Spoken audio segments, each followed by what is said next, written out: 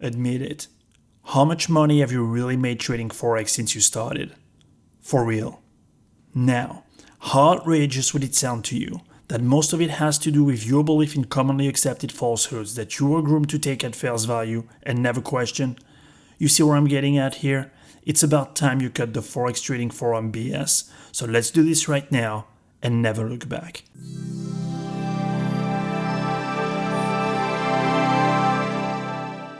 Needless to say that I had one heck of a laundry list when it comes to Forex delusions, but some are really high up there in La La Land.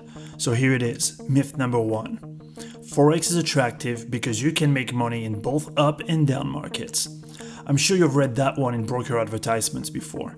That's the standard marketing claim used to reel in the trading newbie, and it sounds pretty appealing, especially after what can happen to stock markets as we saw it back in Q1 2020. Who wouldn't want to be able to make money when the market crashes, right?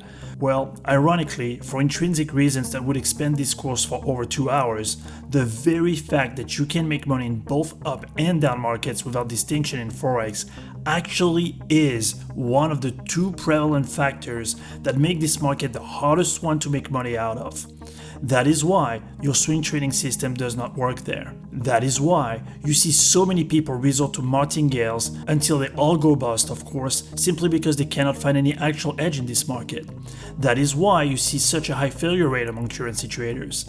That also explains why many FX brokers used to and still do trade against their clients so profitably. And that is finally why, without any surprise, there are so few long-term trading track records in Forex, if any. And yet, this is the most overworked retail trading market of all. It is like the smallest the probability of success, and the least people understand a market, the more they flock to it. Go figure. Anyway, on to Forex myth number 2. The currency market liquidity is enormous. How'd you like that one? The story goes like this. In 2019, the Forex market was a 6.6 trillion a day market. Can you imagine? Yeah? And? Can you imagine what exactly? First of all, let's be honest here. What difference is it gonna make for you and your $10,000 notional order? Second, that 6.6 trillion a day headline number is nothing but that, a headline. Forex volume is mostly driven by derivatives, not spot Forex, which only accounted for 2 trillion out of the total. Now factor in the fact that 88% of that amount was concentrated on US dollar pairs and 28% on the euro dollar cross alone. How much does that leave for your favorite currency pair? I'm talking to you GBP JPY traders. Now let me add one final twist to the equation. You know the whole, Forex is a 24-hour a day market. Sure, except that nearly half of our transactions are concentrated when London is open. That leaves you roughly 8-hour stops to do your deed. So as you can tell, to enjoy your so-called huge liquidity, you better trade at particular times, on specific pairs, and outside of spot FX, which is essentially the only market that my audience trades when it comes to currencies. So please, going forward, have brokerage marketing give you a break with this silly argument of liquidity. Myth number 3. There is such a thing as limit orders in Forex. Wrong. And here comes the uproar. What is this guy talking about? I use limit orders all the time in MetaTrader, right? No, what MT4 and other FX trading platforms offer are not limit orders. What they offer is a feature mimicking limit orders, but these are not proper limit orders in the sense of what can be found in stock trading, for example. The reason being that unlike stock trading limits that are sent to and enforced by exchanges, Forex limit orders rest with your broker on their server because Forex is a decentralized market that does not offer any exchange to leave your order with. So what happens is that your so-called limit order becomes nothing more than what is called a market if touched order. Kind of like the evil twin brother of what a stop order is. In other words, the broker waits for the bid or ask of its liquidity aggregation engine to hit your limit, at which point it will trigger the order and change it into a market order. That is why, unlike with stop orders, you keep getting negative slippage using these so-called limit orders in Forex, because they are not what they are advertised, but a simple resting market order waiting to be triggered. And the implications of this feature go way beyond the mislabeling of these orders. Why? Because the profit margin in Forex trading is extremely tight, and even a tiny bit of slippage will murder a strategy. So for that reason, it is so important that you know the true nature of tools that you keep using every day. Moving on to number 4, Big banks are the reasons why you lose. Spoiler alert here, this one is by far the most absurd of the bunch that I have found for you today. This nonsense was already pretty popular back in the early 2000s, right before retail forex trading took off. But the paranoia ramped up from there and then literally proliferated everywhere online after the LIBOR fixing scandal. The premise is the following. The banks, you know, the big evil banks, would somehow be hell-bent on moving the $2 trillion a day spot forex market to stop hunt and chase margin retail traders. I mean, seriously. Retail spot only accounts for $280 billion in daily notional. That's 15% of the entire spot forex market, which itself barely accounts for a third of the overall daily currency trading volume. So what we're talking about here is a conspiracy to chase a mere portion out of the basically 4.5% of the total market. Now you tell me how that would even make the slightest economic sense for banks to do so.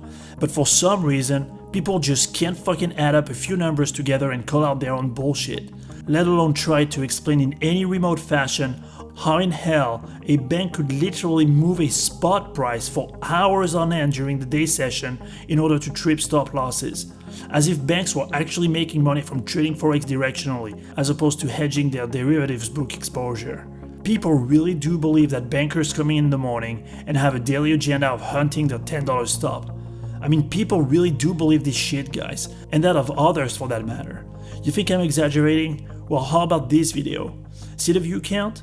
So that's seemingly the top forex strategy with, of course, nothing but talk to back it up. The rationale here is to follow the big banks. The problem is, as you progress through the video, you quickly realize that it all becomes a grand unspecific blur with nothing actionable. Why? Because it does not work. Now you really want to know why these type of videos become so popular?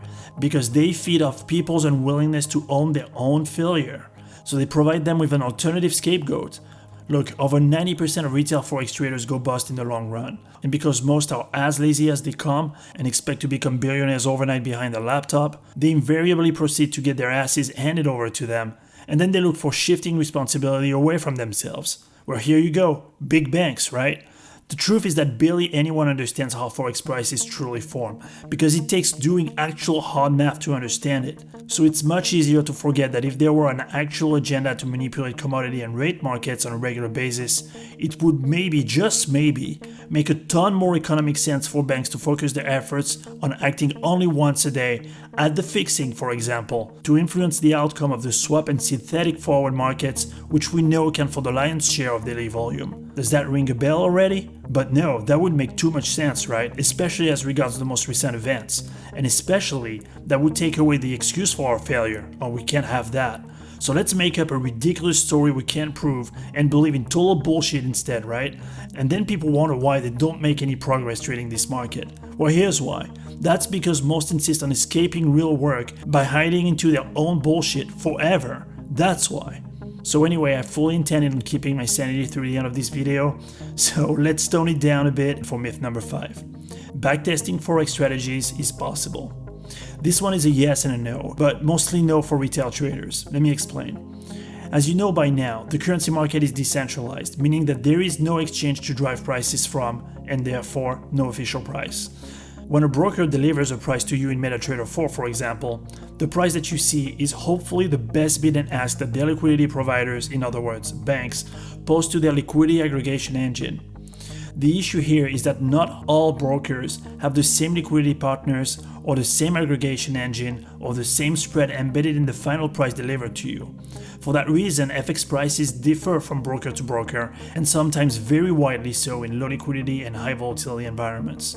So even though your backtest code would be totally correct and working, what you are essentially doing when backtesting on the price feed provided by your retail broker is a form of implied optimization that deviates from how the market actually moves. And because you are not capturing the true movement of the market, your statistical output will also misportray it and mislead your understanding of it.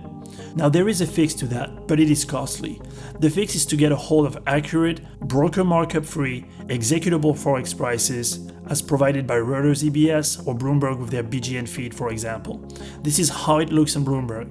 Backtesting on this data is reliable, but as I said it has a cost, and not a small one, and probably not one that makes sense for most retail traders out there. Moving to myth number 6 now. Volume analysis improves your trading in Forex. No, it doesn't. It doesn't because it cannot. By now, with the earlier explanation as to what banks actually do in this market, it is also mostly irrelevant due to the sheer size of derivatives trading. Truth be told, if volume analysis were to be conclusive in any way, then it would most likely come from a holistic view of both the commercial and non-commercial exposure through OTC derivatives. There is a partial, myopic data set that you could use in the Chicago Board of Trade Futures report issued on a weekly basis. But even that is such an anecdotal view of the entire market that it is mostly useless. So for your own sake, at the very least, stop wasting your time trying to use your broker's volume data, let alone the myriad of volume indicators that do nothing more than feed off an already erroneous data set and then compound the uselessness of it all. So now let's dive deeper down the rabbit hole with myth number 7. Entry timing is crucial. How often have you seen FX traders focus and make a big deal out of their entry timing? It's never ending, right? And you probably think that entering a trade accurately is key as well. After all, entry is half the trade and trading is all about timing, so that should make sense, right? Well, wrong again, not in Forex, or rather, barely in Forex. And at the very least, entries are not even closely as important there as they are in other markets. That is why FX traders building strategies that focus on entries have the need to constantly go back to the drawing board to fine-tune it all, re-optimize parameters, and tweak their logic ad nauseum until their strategy becomes so inconsistent that it is worthless. There is a reason for that, and it lies in the particular way Forex prices are formed. Forex is a very different beast, where other inputs related to price as well as exits are much more important. So do not waste your time trying to find the perfect entry, and especially understand that it also entails not wasting your efforts in pattern-based trading logic, which itself wrongly places entries at the center of its focus. And finally, drum rolls, here comes the big one. Now this one, I know I'm gonna get so much flack for because absolutely everybody believes it. And when I'm saying everybody, I'm really meaning everybody. Not so much in the way that people are hell-bent on chasing trends over small movements, but because in reality, they do not know what they are actually chasing. So let me dispel the smoke and tell you once and for all how it is. There are no trends in Forex. You heard it first on this channel. That's right, no trend, none. And no, do not try to rationalize in thinking that what I mean is that the Forex market mostly moves sideways and rarely trends. That is not what I am saying. Once again, what I mean is exactly what I said. There is no trend in Forex because it is a mathematical impossibility that can easily be demonstrated empirically as well as described logically with a differential equation. That cannot happen in this market, and I know what you're thinking right now. So how is that price action on the euro dollar different than this one on the S&P 500? Because one pattern sure as hell looks to me just about the same as the other one. And that's my point. You are looking at a pattern. You are eyeballing two cherry-picked price developments and as such are relying on a rough sketch of sampled reality, but the underlying truth of the dynamics of both movements are, in the long term, radically different. That is why you cannot successfully transfer methods that work on other markets to Forex, because this market does not trend. Because in order to trend, the price formation in a market needs dynamic components that are not present in Forex. And that is another nugget you can take away from this course. Whenever you hear the words Forex and trend in the same sentence going forward, this is one of the greatest ways for you to know that you should stop wasting your time because the information source obviously has no idea about what they're talking about. So that is it. That will do it for our 8 Forex myth. This course really needed to be put out there, given the sheer amount of nonsensical content that you will find online. Obviously, we could not explain the whys of everything in under 15 minutes, but this will be the case later in more advanced classes. Once again, focusing first on what not to do is the best method to clear out the way for what should be focused on in a system design. And as you will find out, trading really is complex, but certainly not complicated or convoluted. You just need to get at it and embrace logical outcomes that you do not expect or like. Speaking of which, I highly encourage you to follow these courses in their intended order, and if nothing else, watch the previous course addressing retail trading myth. You will not be disappointed. More content coming soon, traders. See ya.